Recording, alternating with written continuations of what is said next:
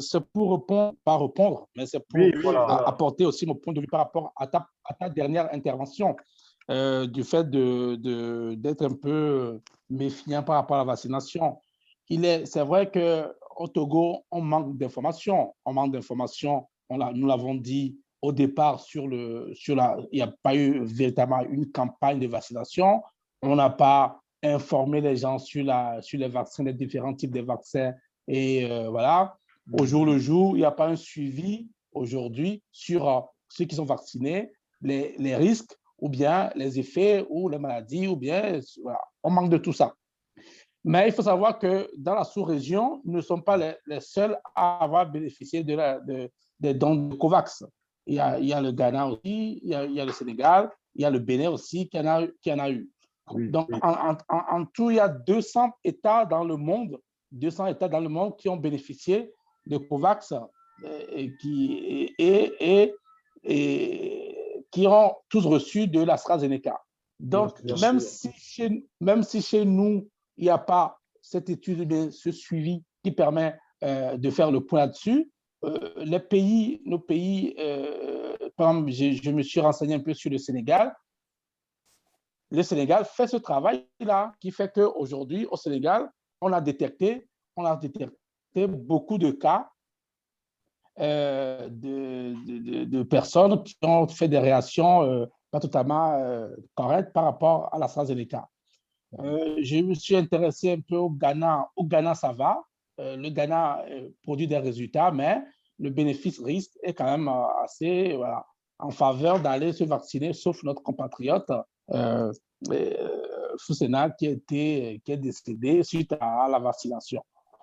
Donc, c'est en fonction de tous ces éléments, c'est-à-dire que moi, je ne me suis pas seulement focalisé sur le Togo pour donner cet avis, mais en fonction de tous les éléments de la sous-région ou de tous les pays qui ont bénéficié de l'AstraZeneca, c'est pourquoi je dis que quand même, si on fait le rapport, il y a plus de personnes qui ont reçu le vaccin qui sont protégées, plus de personnes qui ont fait quand même une réaction allergique ou qui ont développé d'autres formes de maladies parce qu'ils ont pris l'AstraZeneca. Donc, c'est vrai que sur le Togo, on n'a pas d'éléments, on ne peut pas conseiller les gens, mais quand tu évoques l'idée de conseiller les gens pour les gestes barrières, chez nous, les gens ne suivent pas beaucoup les gestes barrières. Hein. Il y a eu un relâchement. Pourquoi il y a deux mois, l'État a encore accentué a mis l'accent, par exemple, sur les gestes barrières, c'est qu'il y a eu un relâchement au Togo. Il y a eu un premier temps où il y a vraiment eu une campagne là-dessus, avec la formation d'une force Covid, une force militaire, une police Covid, et après, bon, il y a eu un relâchement. Donc, qu'est-ce qu'on fait? C'est vrai, mais nos populations ne sont pas, ce que moi je crois, c'est que nos populations ne sont pas assez informées. Quand on prend tous les cas, quand on prend les cas des gestes barrières, comme les cas c'est l'information qui manque en fait. C'est l'information qui manque. Lorsque les gens sont informés, après les gens peuvent décider. Vous voyez?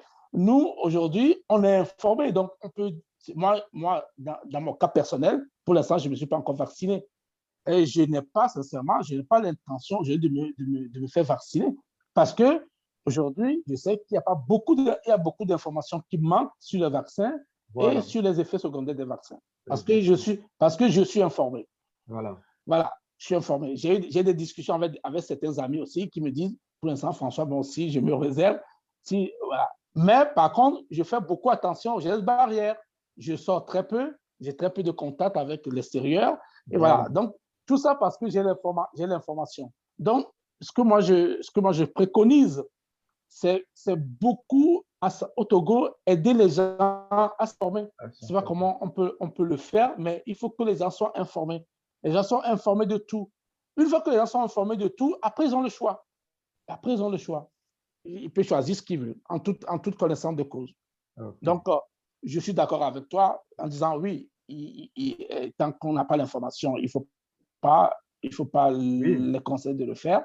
Il vaut mieux qu'il fasse des barrières, mais aussi, il faut qu'il fasse des gestes barrières. comme tu le dis, il faut vraiment que les gens mettent l'accent là-dessus. Il faut vraiment au Togo, aujourd'hui, en Afrique de façon générale, il n'y a pas que au Togo, en Afrique de façon générale, il faut que les gens, parce que nous sommes habitués quelque part en Afrique, et j'en reviens à ce que je disais, c'est tout le manque d'information. Vous vous rappelez qu'il y avait les problèmes de vache folle Oui. en Afrique, les gens disaient, oh, il suffit de bien griller la viande, et puis, bon, ça passe.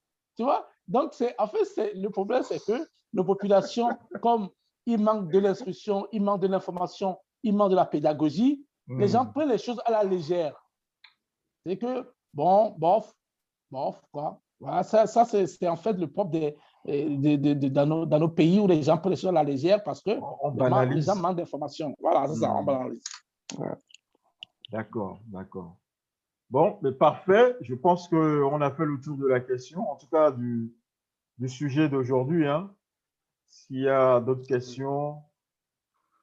Non, moi, j'ai pas de questions. J'ai pas d'autres questions. Je tiens juste à remercier François pour son analyse sur le sujet qui a été avec des mots accessibles à tout le monde, compréhensibles pour tout le monde. Ça, je lui tire à chapeau bas parce que c'est un sujet qui n'est pas facile à expliquer à tout le monde sans les mots scientifiques que les chercheurs autres ont l'habitude d'utiliser.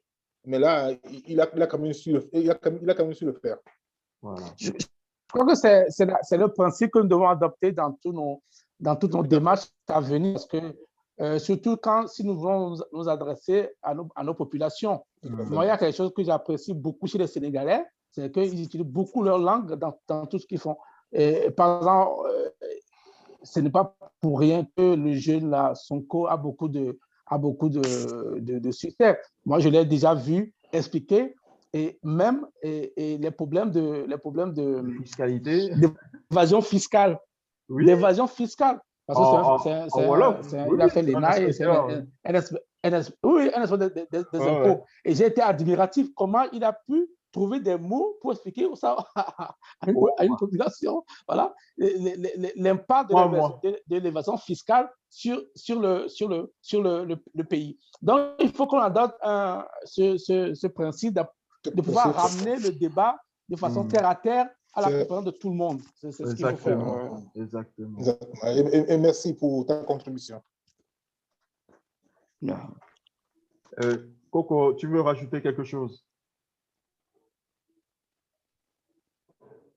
Non. Merci. Vraiment, session très instructive, je trouve. Merci encore. D'accord. Donc, François, donc je te remercie aussi. Hein. Tu as passé l'exercice haut la main. Merci beaucoup. L'exercice n'était pas évident. Bon, donc on espère que les autres séances se passeront aussi bien. Je pense que c'est le but, hein, qu'on échange de manière complètement simple et comment dire, avec des termes simples, en tout cas accessibles à tout le monde, qu'on utilise peu de choses techniques. Et si jamais il y a des choses trop techniques, qu'on fasse appel à des experts qui viennent nous expliquer. En tout cas, merci beaucoup François d'avoir bien consacré beaucoup de ton temps à ce sujet, de l'avoir décortiqué, de nous avoir apporté tous ces éléments d'information très utiles. Et j'espère pour les personnes qui vont regarder cette vidéo aussi. Merci beaucoup. Donc, je ne sais pas, est-ce qu'il y a quelque chose à rajouter? Sinon, on peut conclure et puis peut-être passer aux prochaines séances. Enfin, on avait suggéré la dernière fois que l'accès sur la page Internet du groupe se fera par des questionnaires. D'accord. Oui, c'est ça. Peut-être tu peux arrêter le recording.